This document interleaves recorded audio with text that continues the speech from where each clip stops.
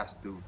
Hai, perkenalkan nama saya Imade Bayu Ariswandara, NPM 1933121129 dari kelas D6 Akuntansi semester 2 Fakultas Ekonomi dan Bisnis Universitas Warmadewa. Baik, di sini saya telah menganalisis jurnal hukum bisnis yang berjudul Apakah Delaware benar-benar membunuh hukum perusahaan? Perlindungan pemegang HAM di post-Corwin dunia. Baik, kita lanjut ke pembahasan. Jurnal ini membahas tentang kasus yang terjadi baru-baru ini bertujuan untuk mengurangi pajak kesepakatan dalam MII yang diwakili oleh litigasi tanpa dasar. Dianggap sebagai salah satu keputusan hukum perusahaan terpenting pada tahun 2000-an. Refund merupakan pengambil alihan yang tidak bisa dibatalkan dengan benar. Keputusan pengambil alihan dari yang tidak bisa dibatalkan dengan benar, kecuali dibingkai dalam konteks histori. Refund membentuk standar yang sempurna dengan melakukan direksi yang memaksimalkan nilai demi keuntungan pemegang saham dalam penjualan perusahaan. Ini termasuk ke dalam mempertahankan independensi entitas perusahaan. Refund merupakan tindak pengambil alihan yang membatalkan pertahanan tertentu. Refund pemegang saham mereka yang bermasalah dalam pandangan mereka karena suara merger adalah tentang kesepakatan. Sedangkan litigasi refund berputar sekitar menentukan apakah direksi tersebut dalam tindakan atau kliennya yang menyebabkan kegagalan untuk mendapatkan yang lain, karena semua di negosiasi kesepakatannya memang mengandung perangkat perlindung kesepakatan yang serupa di bawah refund. Corwin merupakan salah satu kasus terbaru. Hal ini semakin membatasi seri jangkauan doktrin refund.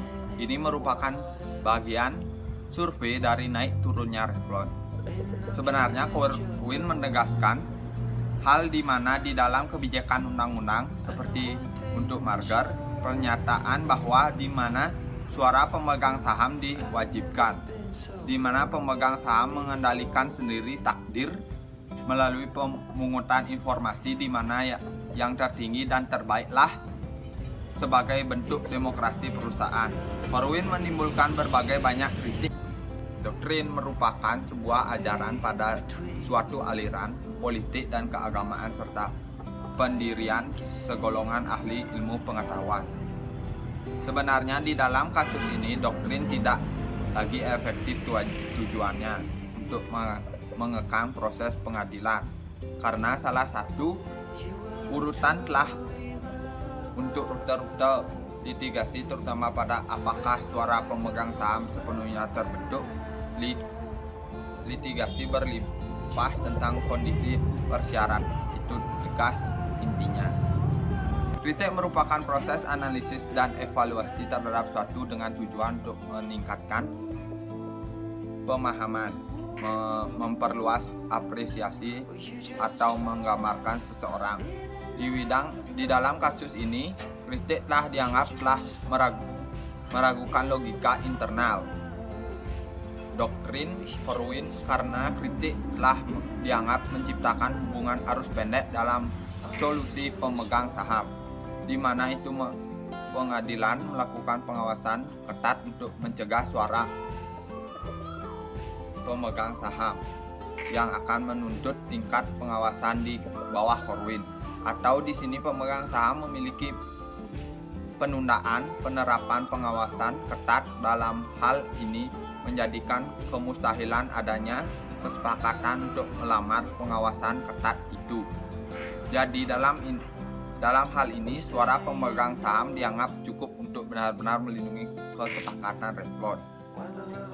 Baik, dari jurnal ini saya dapat menyimpulkan bahwa saat kesepakatan litigasi mencapai tingkat yang tidak berkelanjutan di pertengahan 2000-an. Jadi dalam jurnal ini tidak ditemukan kesimpulan maupun saran dikarenakan masalah hukum yang tidak berujung. Terima kasih teman-teman telah menonton video ini. Bila ada salah kata, saya mohon maaf yang sebesar-besarnya. Akhir kata, saya tutup dengan Parama Santi.